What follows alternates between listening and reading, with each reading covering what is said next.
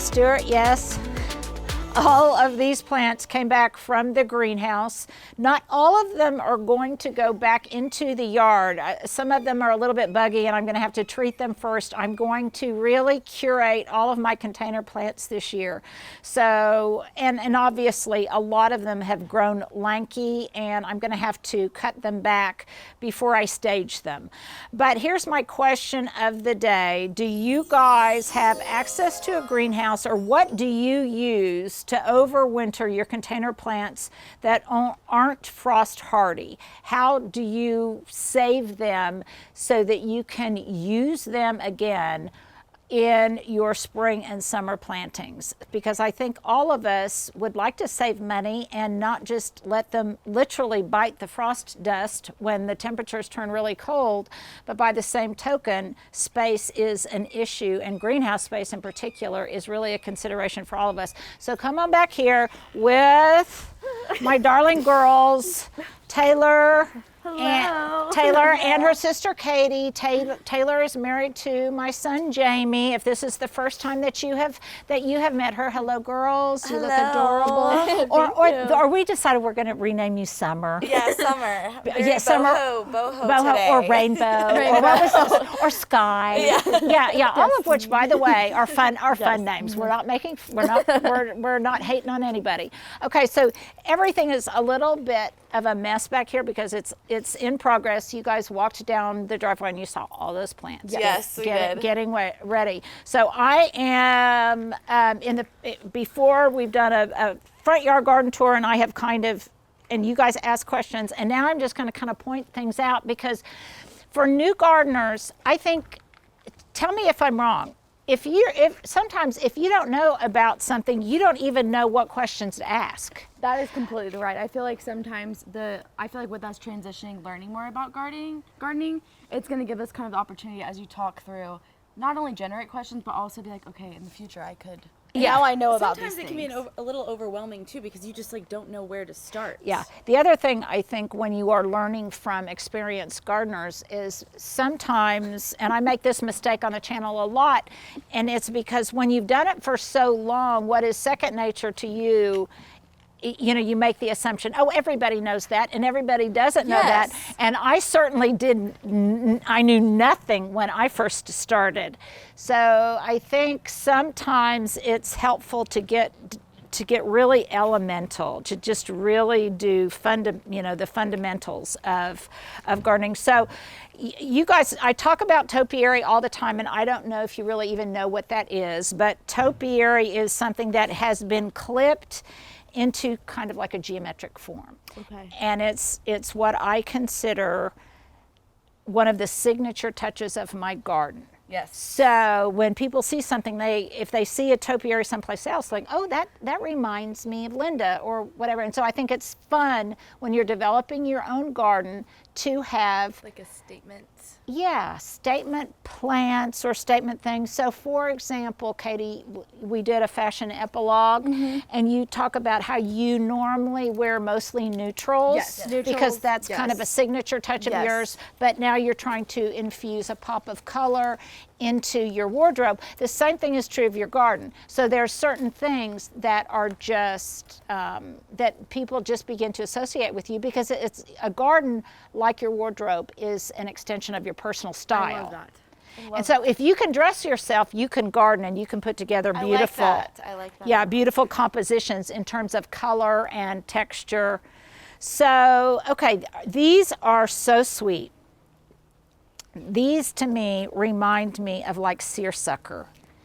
And I think these are one of the dearest plants there are. They're so pretty. I know, this is a bulb, but unlike tulips, these come back every year. Okay. I like how it's interesting how they form kind of down. Little bells. Like little bells, Yeah, little bells. So are these low maintenance? Yes, Okay. These are, because you plant them once and then they come back every year, and sometimes they spread. And Stuart, you can see I've got... Oh, some kind of back there. Yeah, there's some back there. I've got some up here. But How often do you water them? I don't even think about watering these. Okay. They get what they get. And that's the other thing about bulbs, which is a good question, Katie. bulbs, they really don't want a lot of water. They need really good drainage because otherwise they can rot. Because they're over. Okay, Yeah. yes, because they're more of like a rooted. Yeah, and so as I was saying when we talked about the tulips in front, they have grown up kind of short and they're not as good as they normally are because they needed a little bit more moisture than they got. But I'm going to show you in the back, the alliums, those big oniony looking plants, those are going to be spectacular this year because I think they liked the really dry conditions. So, but these little darlings, excuse me, Stuart, can you see that?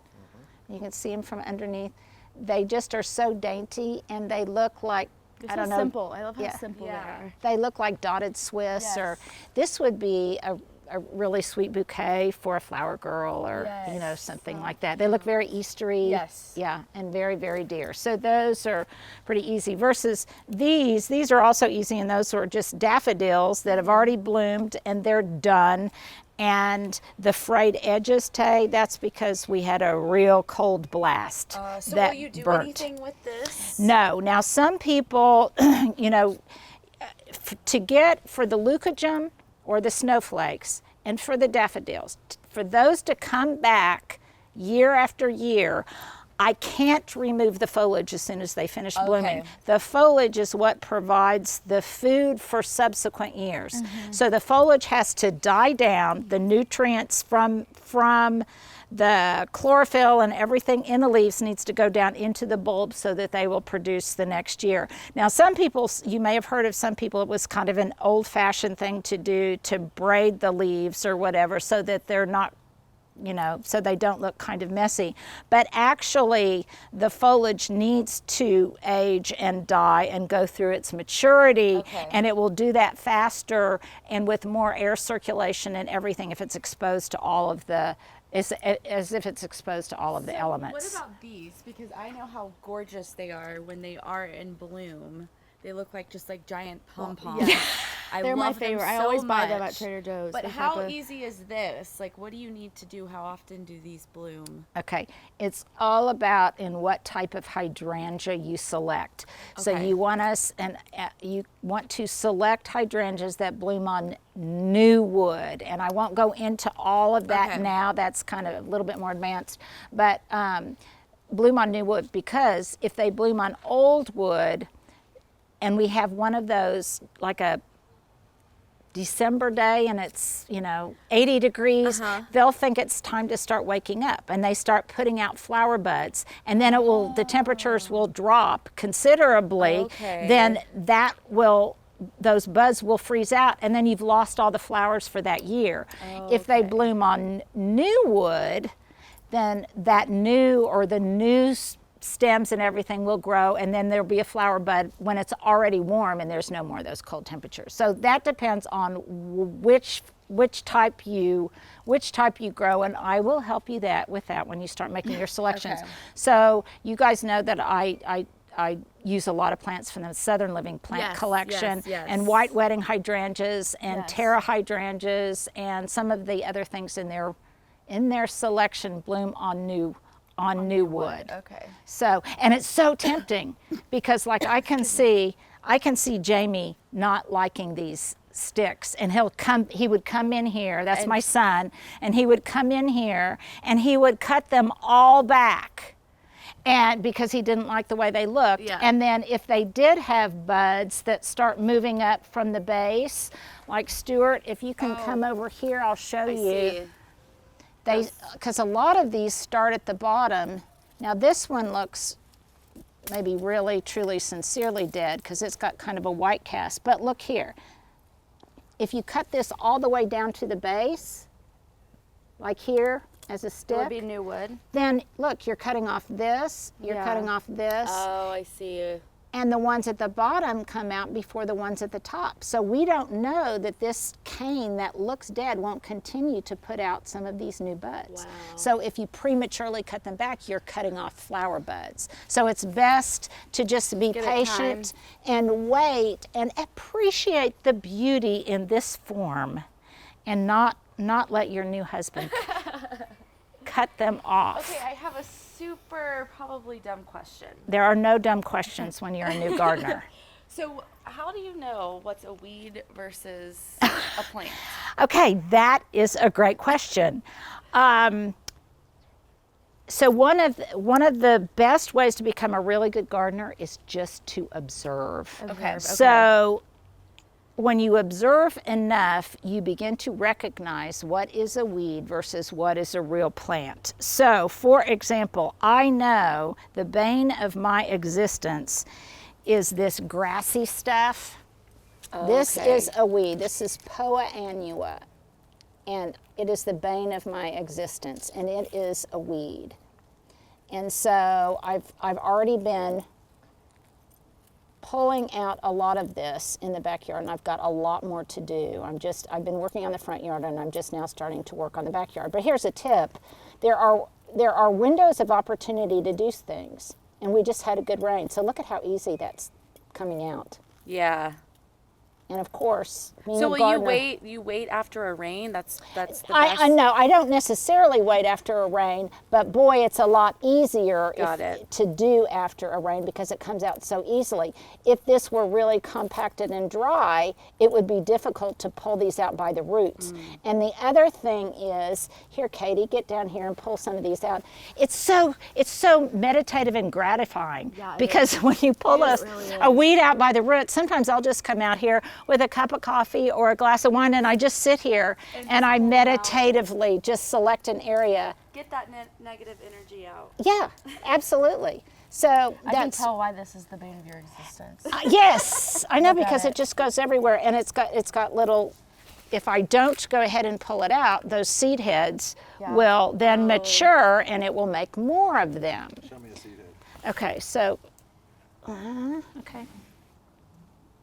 Can you see that kind of silvery looking thing right there? That's a seed head. Here, this is easier. Those are seed heads. Those are seed heads, and it will go to seed, and then it will just spread. Now, another thing you can do, Katie, to get rid of this bane of our existence, you can pour boiling water on it. Really? Oh, really? Yeah, you can just pour boiling water on it, and it will go away. Now, so the other thing is, Why is it boiling water then? because boiling water will basically kill it. I mean, it's just boiling, Yeah, it'll kill it. water. Sometimes you have to apply it more than once. Now, that, I recognize that, so I always know now that that's a weed because I have observed it. Yeah. I also know what larkspur looks like, those tall purple spikes, and it's got this kind of frilly foliage, which is very distinctive. So I know that is a larkspur seedling, so I won't pull it.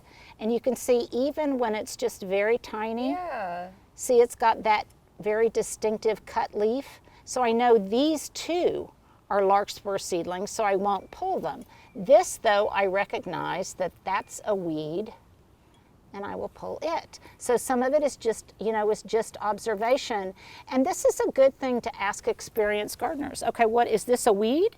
Is this real, or is it Memorex? You just know which ones to pull, because after a certain amount of time you recognize them. And once you garden long enough, you can recognize them when they've just germinated. So over here, I've got a lot of poppy seeds that have germinated, and I recognize them because they've got kind of a distinctive blue-green color, and they look kind of weedy. And I also know because they are so densely clumped together, I'm gonna have to go in there and thin them. And poppy seeds are very, very fine, so when they are cast, they tend to clump together like that. Okay. And then, do you want to know what Stuart's favorite plant is in the garden? Stuart, what's your favorite plant? It's this Chinese snowball viburnum that that all of you who follow me for any length of time know. It will be filled with huge white balls that look like hydrangeas. Yes. And this is, it's used a lot in flower arrangements and things. And this, I've said it a million times, Stuart, say it with me, this was an $11 shrub that I planted from Lowe's and pruned into a small tree. Wow. And this year I planted some white daffodils underneath it. Those are so pretty. And they're kind of fun.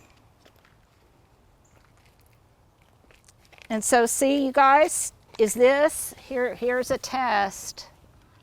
Is this a weed or is this a plant? That's a plant. And this is larkspur, so now you know.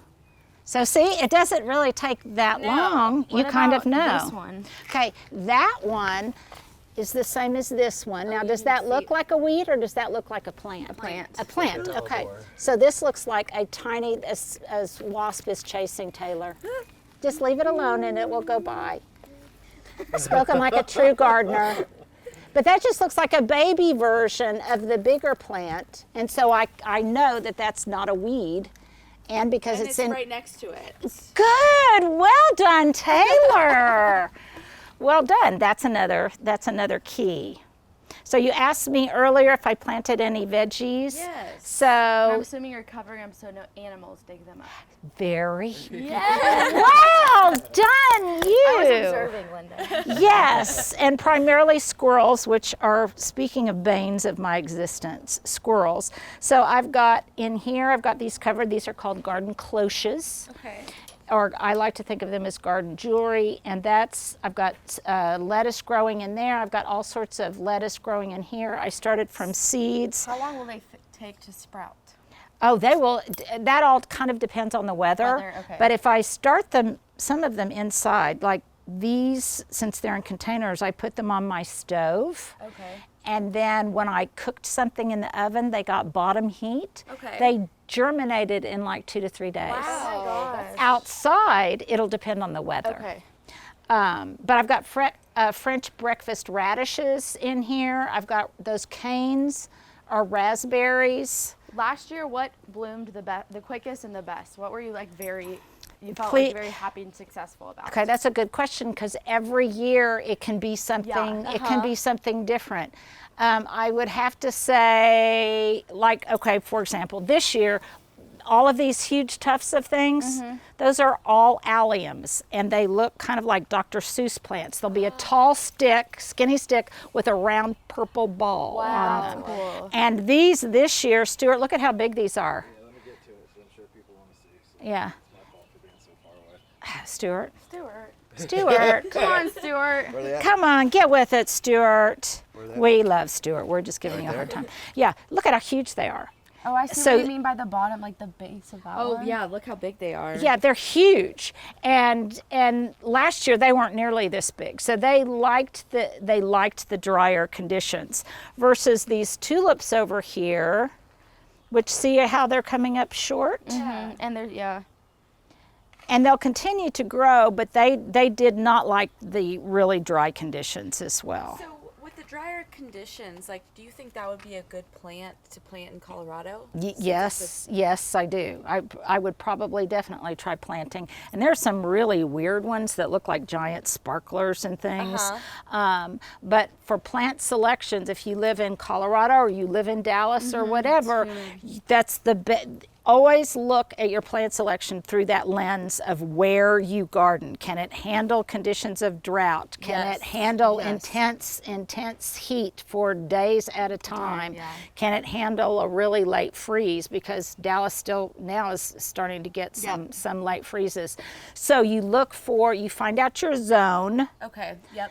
What your gardening zone is, and then on the plant tag or when you're researching that plant, it will tell you what zone it's appropriate for. So you can get a good idea. Of Yes, what's fit and for your then garden or not. and then there are some plants that are bred, like the Southern Living Plant Collection. Those obviously most of them are bred to handle the temperatures and the conditions in the south. Got it. Okay. So if you live a lot further north, then you want to select plants that are a lot more cold tolerant and can say handle it down to 0 degrees instead of down to 20 degrees.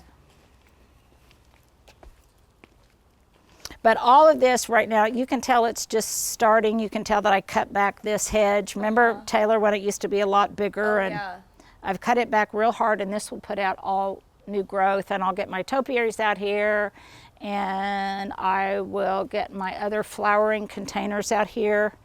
Here's another Trivial Pursuit question. Did you know you can eat red bud flowers? Really? I did know that. I didn't know that. It's I guess Native Americans used to eat them, and sometimes in the finer restaurants you'll sometimes see, I think it's the redbud flowers. Okay, these beautiful red blooms. Okay, those are Amaryllis. So I've given you guys Amaryllis bulbs before, you have. and we think of them as a Christmas plant. Yes. These aren't from this past December. These are from the December before that. And to get them to rebloom, when they rebloom, they won't necessarily rebloom at the same time. So these didn't rebloom at Christmas. They're reblooming now. And look at all these buds on here. There's so many. Wow. It's gonna be so pretty. Yeah, and these are, I believe, native to South Africa, and these are starting to put on buds, and they'll be different colors, but happily, like all the red ones will bloom about the same time, and then the other colors will come out. But the nice thing is, this is one of those indoor-outdoor plants, Katie, that you cultivate, and let's say it bloomed at Christmas time, then it needs to put out foliage to make food to bloom again. So you can just put them in a big pot, and then you could put this pot with the foliage on your deck, and even if it doesn't bloom, if they don't bloom again, look at how beautiful the foliage is. Yes, I love that. Do you ever feel overwhelmed? Yes. The answer to that would be yes, but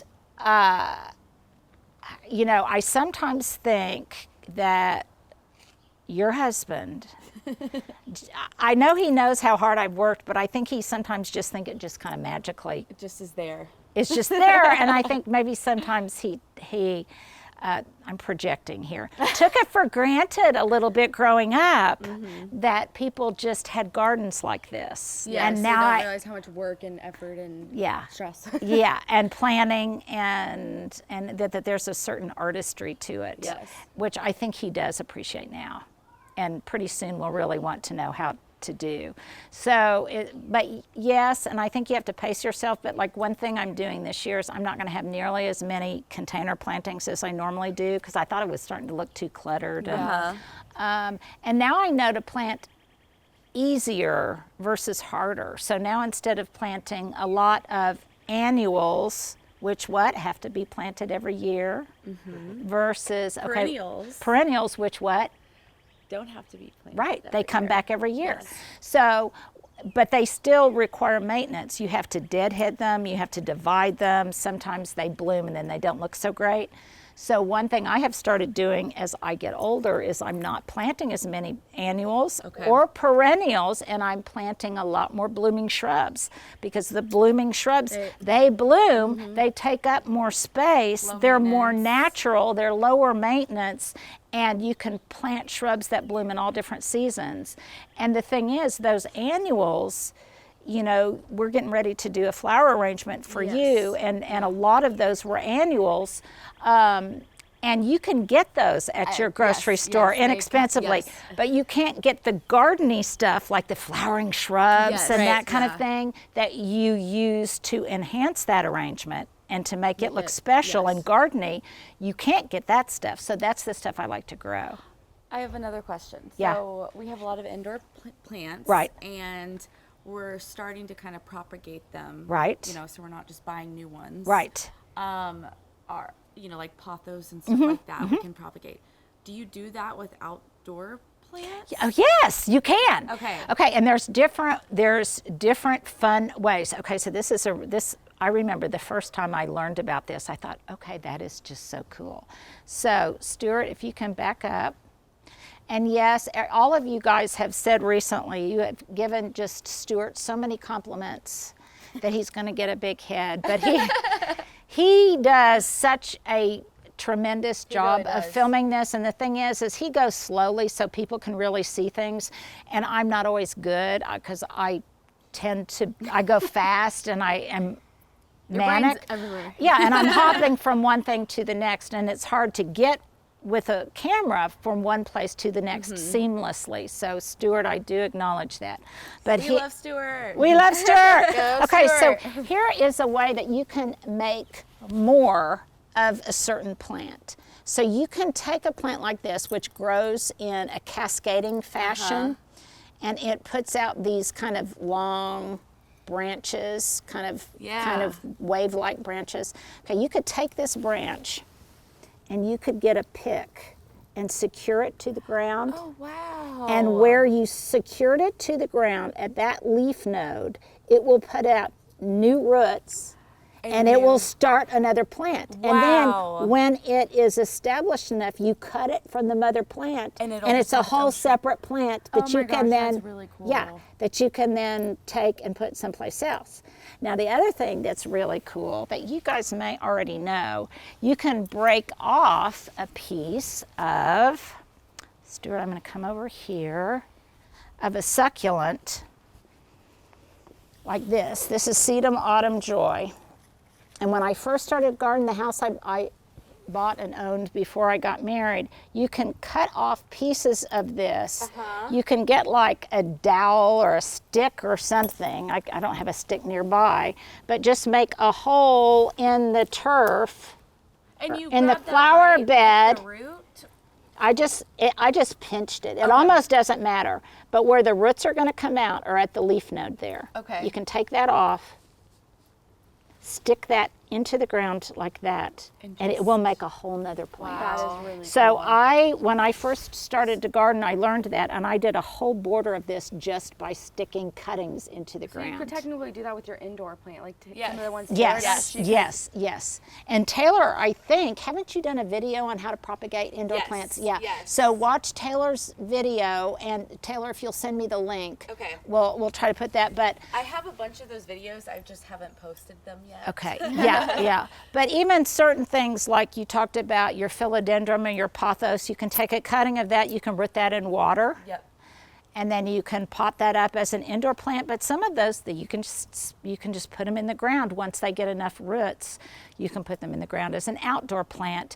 And those are the kind of great plants to experiment with because they're free. Yeah, exactly. And if they make it, great, and if they don't make it, great. But like all of this stuff, this is Veronica. It blooms a beautiful blue lavender. This has gone to seed and kind of come up in all sorts yeah, you of can different see, places. yes.